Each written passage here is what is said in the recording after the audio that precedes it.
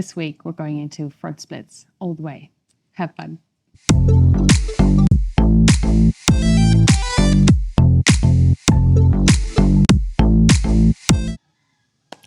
Welcome to the splits. I hope you did last week's homework because that was actually preparing for this one. So we're going to get right into it. You want to set up the mat next to a wall. Let's go. First one, hands down. Lift up your left leg and come closer to the wall. So we're going to use the wall to leverage your splits a little bit. If this is all you can do and your hamstring is tight, bend your right knee and lift the heel off the floor, okay? But you want to straighten the left leg. The upper leg is straight and tuck the toes. Toes are tucked like this.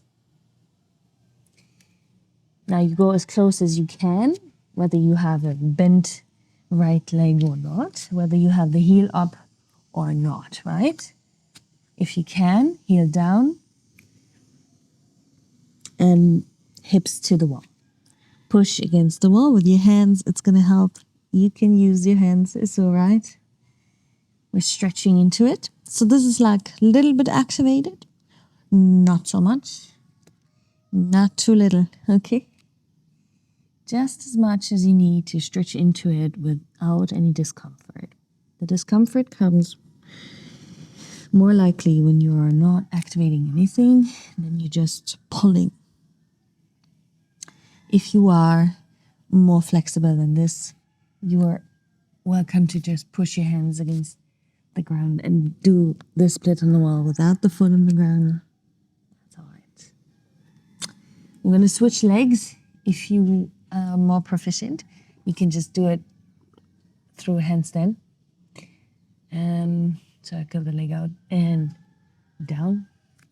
Or you do it the old-fashioned way. So again, start away from the wall. Make sure you don't confuse your one leg for the other. They can be very different. Especially we have one stronger leg usually. Like we have a dominant hand, we have a dominant leg. And it might always be better advice to just slowly get into it, right? Tuck the toes, upper toes tuck. Lock the knee if you can, like push the heel up and go as close as you can without hurting yourself. Lift the heel if you need to, bend the knee if you need to. Try and go close, close, close with the hips. Push against the floor with your hands and arms, shoulders. Breathe into the stretch. If you are flexible enough, then of course do the wall split without the floor. But try and keep the right toes tucked because we're trying to get more into the stretching part of it, not into the relaxing part of it. Change, very nice. Okay. And then come out of this towards the floor. So this might have looked very different. It's totally fine if you're here, And this is just your homework. Let's do the floor version. Now you're going to start same way, high up, with the butt up high, and then you will work gradually into it. Important is to keep both legs straight, okay? So you're gonna belly in, move the heel forward. If this is your maximum, that's all right. Just stay wherever you are and maybe breathe into it. If you can go lower, just go as far as you can, Tighten the quads, both. Butt tight, lift the chest, breathe. Tuck the toes so you're stretching more into the hip flexor and the quad. If you are very uncomfortable, you can try and lean forward for a moment. It'll take out the stretch from the hip flexor and then lift up again, right? We're gonna hold this a little bit, just a tiny bit more. You can do it. keep the chest up. So trying like square hips, a lot of people go like this. That's why we're tucking the toes too, right? So you want to like tighten the butt on the left side and make sure that the left hip is coming forward. Lift up out of your hips. Try not to compress your lower spine. Change, I think. We can change. Okay. Belly in, right leg back, left leg forward. Same thing. You're going to start in a straight leg position, right? And then you just move as far as you can and feel okay with it.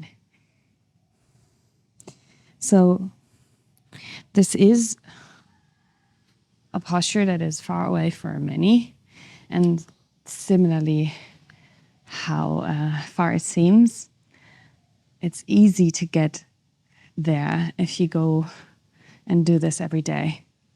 There's not a lot of postures, I think, that if you do them every day are that easy accessible. This is going to happen for 90% of the people quite quickly. It's just we are not used to put in work into things, right? Butt squeeze, right? Contraction in the quads, flexing both feet, pushing the heels away from the hips, lift the chest. Try not to compress the lower spine, lift up the chest. So if you do put in the work, most postures are accessible, but this one might be quicker than others, especially if you do it after a class, like after training, when your muscles are nice and warm. A lot of us could do this posture in childhood. So if you could, even more so, it'll be easy to get back. Relax the upper body if you need to. And then come back up whenever you can. Feel ready for it. Just a little bit more. Push the right hip bone forward. And change. Okay. So that's second part. Belly in. All right. The third part. I thought about oversplitting, but I think I can teach you a more cruel variation. It'll look awkward, but it'll do the trick, right? So you're going to bring your right leg forward again. We start with the left leg back. This is just if the last one was really nice and easy for you. So for most people, the second set will be the homework maximum, right? So you're going to keep this right leg at an angle. It won't be the knee forward, it will be the knee behind the heel and significantly behind the heel, right? Maybe you keep like a, I don't know, maybe like 120-degree angle in the front leg between the calf and the thigh. Push the left heel back. It must look awkward, but this is really intense.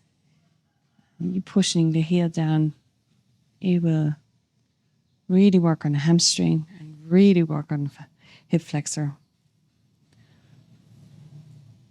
15 more seconds, chest up, breathe. You can do this. Like do whatever works with your foot. The higher your knees up, the harder it is. Kind of progressed into it. Easier. We do that, right?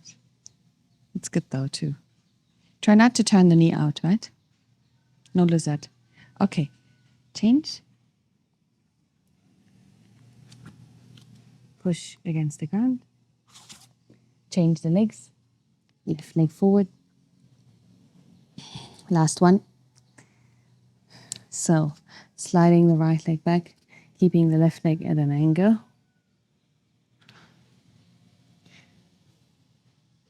I won't even come down, I think, in this one. It's quite tough for me. this variation. I should do the homework too.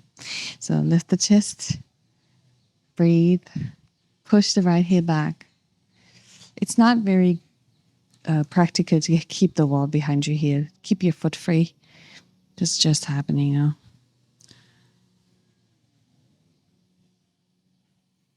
Right hip flexor stretching intensely. 15 more seconds. You can do it. Breathe. Try and push the right heel back. Try to touch the left butt, cheek. Oh dear. Good. 5. Change. Push against the ground. All right. Belly in. Very nice. So let's do something counteractive. Bring the knees together. Sit in Tadasana like this. And let's just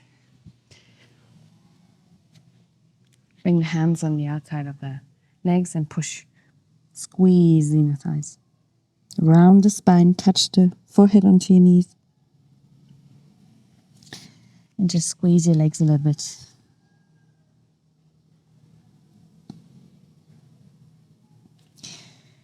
Change. All right. Well, certainly, if you do this every day, it's going to be different in the end of the week. I hope you enjoy it. It's a nice stretch for some and a tough stretch for others. So, try and average it. Have fun. See you next week.